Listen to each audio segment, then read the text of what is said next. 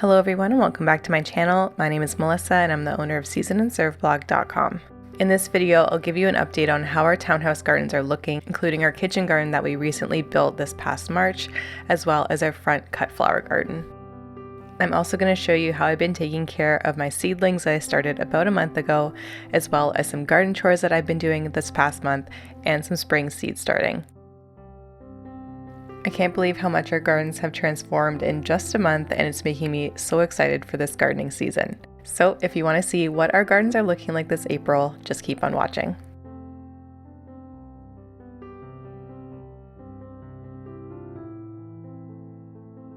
We'll start off this April garden tour in our front yard where we have our cut flower garden. Now, way back in October, right after we moved into our townhouse, I planted a bunch of different tulips in the ground, intending for this to be a nice spring cut flower garden. Tulips make amazing cut flowers, and you can really bring that feeling of spring into your home. I planted several varieties of tulips, including this vibrant pink one called Pink Impression, this beautiful white and green one called Exotic Emperor. This has beautiful petals and I absolutely love the look of it. And I also planted this one called Merci, which hasn't bloomed yet. I also have this tulip that I'm not too sure what it's called. It was supposed to be lemon chiffon, which is a simple pale yellow tulip, but this is actually pale yellow and pink. So perhaps a happy accident because it really looks nice with all the other tulips that I have planted here. But if you can identify it, please let me know in the comments below. I also planted our Incredible hydrangea that I picked up back in March, and it was starting to bloom in its container, so I knew it had to go into the ground. So I placed it here in our cut flower garden, and I can't wait to harvest these flowers in the summertime. I also have some spring planters out, and I have them filled with these beautiful purple and yellow pansies. These are absolutely stunning, and I love the color of this. I also have some yellow and white ranunculus and some beautiful purple anemones. So that's it for the cut flower garden right now. I am so pleased with all of these tulips and how they have come out and bloomed. It looks absolutely stunning, and it's going to look even more beautiful in the coming season. Next, we'll move into our backyard and I'll show you how our kitchen garden is looking. Now, just last month, David and I built this entire kitchen garden bed from scratch. We brought in all the soil, built the beds, and this is how it was looking after we finished the project. And I did do a little bit of planting. I just planted some lettuce last month, but this is what it's looking like now. It's been only a few weeks, but it looks so dramatically different, and all of our plants are starting to grow. We'll start off our tour in our first garden bed, and as you can see, we have this beautiful rose that is growing. This is a David Austin rose. It's called Tranquility, and it's absolutely loving the spot that it's in. In just a few weeks, it pushed out all of its new leaves, and I can't wait to see it grow up on this trellis and bloom. And right next to that, we also have our blueberry bush, and it's in full bloom. You can see all the little flowers coming out, and those will eventually be blueberries. We also have some scallions growing. These were just some ends of scallions from the grocery store that we planted in the ground, and as you can see, they grow back into full scallions again. So we have that, and then we also have our lettuce. This is the lettuce that I planted about a month ago, and it is growing and is looking amazing. I also planted some ranunculus. I also have these really pretty variegated pink and white tulips. They're variegated on the leaves and the actual flower itself, and they are so beautiful. I love these. And over in our second garden bed here, we have a similar situation going on with the lettuce. We also have the same ranunculus. We have a yellow one, a purple one, and a white one planted here. And these are just got at the garden center and planted, and they are just blooming like crazy. And in early April, I got around to planting our sweet peas and our sugar snap peas. And this is the ideal time to plant peas because it's still nice and cool and they can really get started easily. So I began by planting the sweet peas, and I actually started these indoors and hearted them off, and I used the West Coast Seeds Early Multiflora blend. So it has beautiful pinks and purples and reds in there, and it's going to look beautiful with these sugar snap peas. These sugar snap peas form these beautiful white blooms before they actually form the peas and the pea pods, and they are just going to be a beautiful combination together. And these sugar snap peas are the sweetest peas ever.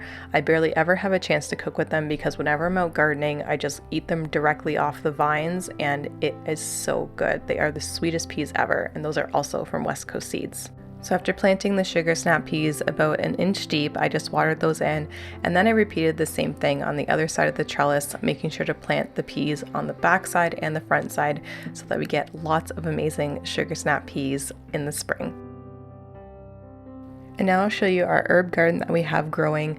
This is just on our patio, and I have this beautiful bay leaf plant. This is absolutely stunning, and the flavor of fresh bay leaves is amazing. We also have some sage and thyme growing in our planter, along with some sorrel, and we will be adding some parsley and cilantro to this planter in just a few weeks.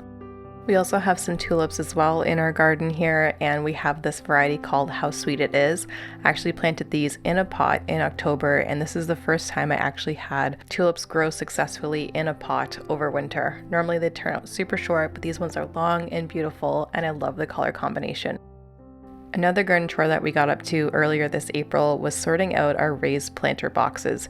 These boxes are from Costco, and I'm going to plant lots of peppers in here because this is the warmest spot in our garden. But for now, I do have some plants in here. We have these beautiful daffodils growing. This variety in particular is called Golden Echo, and then I also have a variety called Mount Hood. This is just a pure white daffodil, and it is so beautiful. So since moving, we haven't filled these raised beds with soil, so we got some extra soil from David's parents and we filled these up. It was so satisfying to not see all the clutter and all the extra stuff we had just sitting in these planters. It's really nice to see these all filled with soil, and it makes me very excited for planting peppers, which will happen in June. That is the perfect planting time for peppers where we are. We are in South Coastal BC, just outside of Vancouver, and June is the best month to do that. So just a few months away. Now, if you have a good eye, you will have already noticed that there are some trees missing from our privacy hedge at the back of our kitchen garden. And we had the landscapers finally come in to remove 3 dead cedars. We are going to be looking to replant them in early May. And let me just tell you, having these dead cedars out just looks so much better, and I can't wait to plant new ones in here. And just below the cedars, we have some daffodils here as well. I have the Golden Echo, Mount Hood, and this petticoat one that is going to be coming out really shortly. So stay tuned to see that. That's it for the garden tour, but I want to show you how I planted up the seedlings that I started in early March. And I can't believe how much seedlings grow in just a month. It is absolutely amazing. So to prepare for planting these up, I'm labeling all my popsicle sticks, and I just use a Sharpie and just write the names of each different variety of vegetable or herb or plant that I'm growing in our garden this year. And then I'm going ahead and moistening my seed starting soil. This is the best soil to use because it is a loftier, lighter soil that makes it really easy for roots to grow, especially in small seedlings. So I wet the soil just enough so that when I press it, it holds together and water doesn't drip out of it. And with that soil all prepared, I'll just go ahead and fill up all of my plastic planting pots.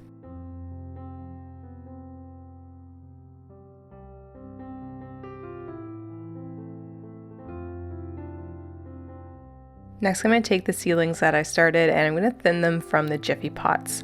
Now, when I planted them, I made sure to plant 2 seeds per Jiffy pot just so that I can ensure that the plants will germinate. So in this one, both of them worked out, so I'm taking out the smaller one and keeping the bigger, stronger one. And that is the one I'll plant into our new containers. And of course, once they're planted, I'll add my label, and that'll make sure that everything stays organized as the seedlings grow. And then I'll simply repeat this process for all the other seedlings that I started. And here's a good example of why you want to sow at least 2 seeds per cell. This tomato plant actually only had 1 seed germinate, and instead of having to start all over again, I can actually take this one that germinated and then use that as my main plant for the season. If not, I will have to start all over and the plant will be a little bit further behind the other ones. And the same thing happened to this pepper. There was only 1 seed that germinated, but luckily it is a very strong seedling. You can see the roots coming out, and this will be ready to grow and be on its way to becoming a full plant. Now, planting all these seedlings up into their larger containers took me quite a while since I had so many. This took me probably 2 hours in getting all the soil prepared, filling the containers, to planting the seedlings, and then getting them watered in and set into place. But I think it's definitely worth it. It is so fun and very relaxing when you get into the swing of things.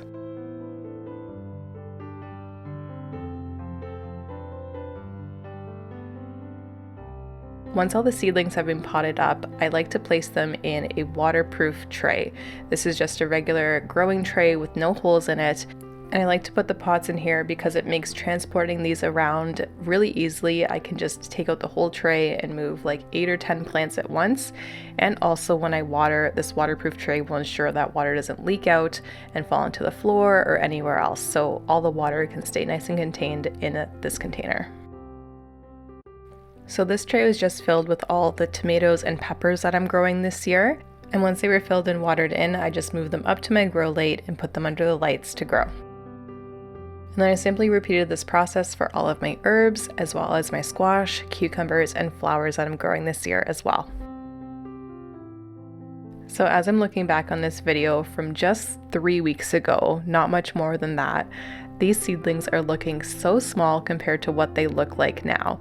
In just 3 weeks, they grew into these beautiful big plants, and I'm going to show you an update of what they look like. So in just a few weeks, this is what my tomato plant is looking like. It's actually so big that I actually have to stake it up right now. Also, I have a beautiful borage plant that I planted and it looks so good, as well as the cilantro. This looks like I could actually harvest from it, which is crazy. And the peppers are coming along nicely too. But I think I'm most impressed with my zucchini plant. It is huge. It looks like it's ready to go outside and it's growing flowers. So this grew extremely quickly under the grow lights and with all the water, but it's going to be amazing and it'll go out in the garden in just a few more weeks. And that's it for today's video. I hope you enjoyed touring our gardens and seeing what our gardens are looking like this April. April is definitely one of my most favorite months for gardening because this is the time when everything comes alive and you can start seeing things grow and look beautiful in the garden.